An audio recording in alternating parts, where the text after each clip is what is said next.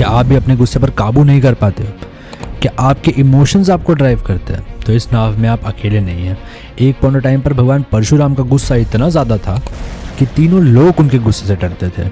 But फ़र्क सिर्फ इतना है, जहाँ हमारा गुस्सा इमोशंस के थ्रू आता है, इमोशंस की वजह से आता है या ईगो हिट करने की वजह से आता है, वहीं भगवान परशुराम का गुस्सा ज्ञान की तरफ से आता था और समाज के लिए क्या सही है उसकी तरफ से आता था।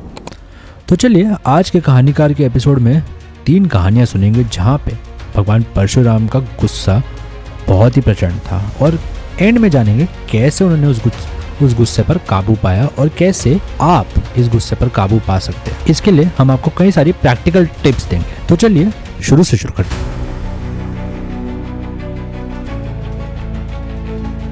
भगवान परशुराम की सबसे पहली कहानी यही है कि कैसे उन्होंने अपनी माता रेणुका का गला काट दिया। तो एक बार हुआ कुछ ऐसा था कि उनकी माता रेणुका को किसी गंधर्व से अट्रैक्शन हुआ, तो उनके पिता जमदग्नि ने अपने 5 बेटों को बुलाया और कहा कि अपनी माता का सर काट दो।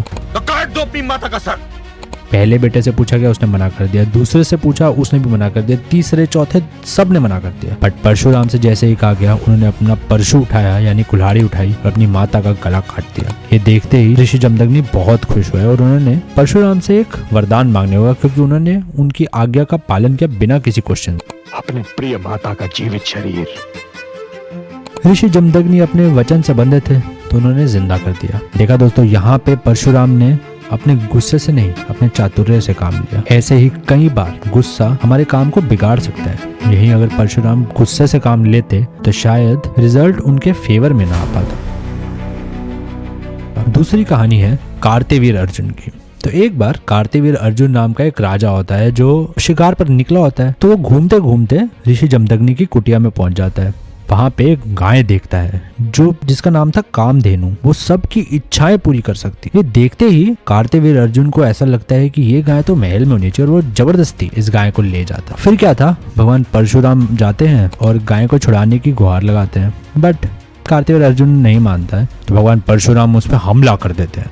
और कार्तिवीर अर्जुन का एक नाम और था सहस्त्र बाहु अर्जुन, मतलब उसके 100 हाथ। तो उनके 100 हाथ को भी काट देता है वो, और साथ में मार भी देता है उन्हें। ये देखकर कार्तिवीर अर्जुन के जो बेटे होते हैं वो बहुत ही ज्यादा दुखी होते हैं और उनके मन में एक बदले की भावना आती है। वो वापस जमदग्नि के आश्रम में आते हैं और जमदग्नि को मार देते हैं बदला लेने के लिए। तब भगवान परशुराम अपने गुस्से को एक दिशा देते हैं और कहते हैं कि अधर्म का कारण है ईगोइस्टिक वो लोग जो गद्दी पे बैठे हैं, और वो एक एक कर कार्तिवीर अर्जुन के वंश का विनाश 21 बार करते हैं। वो कहते हैं उन्होंने इतना खून बहाया था इस लड़ाई में कि 5 नदियां भारत की खून से लपालप हो गई थी। उनमें पानी की जगह खून बहता था। इन सब के बाद भगवान परशुराम ने महेंद्रगिरी पर्वत पर अपना स्थान लिया और वहां पर उन्होंने कई सालों तक तप किया और अपना ब्रह्म स्वरूप यानी भगवान विष्णु का स्वरूप पहचाना। और ये भी कहा गया है कि उन्होंने अपने गुस्से पर जब काबू पाया तो उन्होंने अपने आप को कल्कि अवतार भगवान विष्णु का जो है उसका गुरु बनने के लिए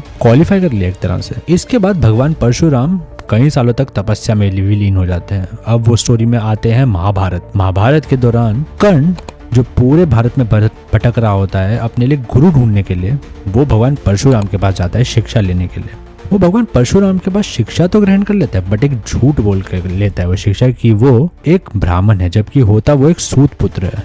और क्योंकि वो ये झूठ बोलता है इसलिए भगवान परशुराम उसे श्राप दे देते हैं कि तुम अपनी विद्या भूल जाओगे जब तुम्हें इसकी सबसे ज्यादा जरूरत होगी। हमें लगेगा कि इनजस्टिस है क्योंकि वो सिर्फ नॉलेज ही तो पा रहा था, बट भगवान परशुराम यहाँ भी अपने गुस्से से ये बताना चाह रहे हैं जब नॉलेज किसी चीज को पाने के लिए ली जाए तो पूरी अच्छी तरह से वो तुम्हारे पास आ नहीं पाती है, बट जब नॉलेज सिर्फ क्यूरियोसिटी से ली जाए तो तुम्हारे पास हमेशा के लिए रह जाती है। देखा जाए तो भगवान परशुराम एक बड़े बुजुर्ग की तरह हैं घर के, जो हमेशा डांटते हैं बट हमेशा सही दिशा में ही लेके जाते हैं। अब जैसा कि प्रॉमिस किया था कि आपको भी कई सारे नुस्खे बताऊंगा जिससे आप अपने गुस्से पर काबू पा सकते हैं दोस्तों। तो सबसे पहला तो है अपना ट्रिगर ढूंढो।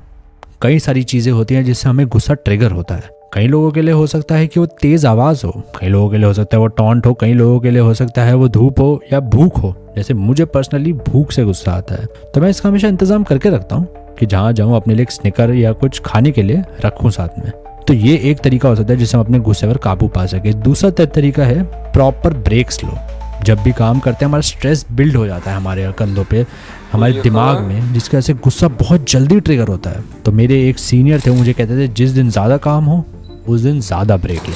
तो ये जो आदत है ये भी तुम्हें गुस्से के ऊपर काबू पाने में हेल्प करेगी। तीसरा, बोलने से पहले 3 बार सोचो। जब भी गुस्सा आए तो एक बार लंबी गहरी सांस लो और सोचो कि क्या ये गुस्सा मुझे सिर्फ इसलिए आ रहा है कि मेरी ईगो टच हुई है, या फिर ये एक्चुअल में गुस्सा होने की बात है। और अगर इसका आंसर सिर्फ ये है कि मेरी ईगो टच हुई है तो इसको पी जाओ, ये नुकसान ही करेगी ज़्यादा फ़ायदा करने से।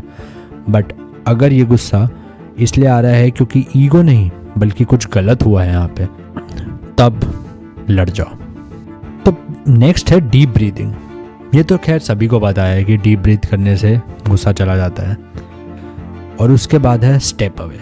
सबसे आसान और सबसे ज़्यादा इफ़ेक्टिव तरीका है, जब गुस्सा है वहाँ से चले जाओ, कुछ टाइम अपने आप को कूल होने का दो, फिर वापस उस सिचुएशन पे आओ। अगर फिर भी तुम्हें उससे मतलब उस सिचुएशन पे गुस्सा आ रहा है या फिर भी उस सिचुएशन से तुम ट्रिगर हो रहे हो, तब थोड़ा सीरियस मैटर है आई थिंक।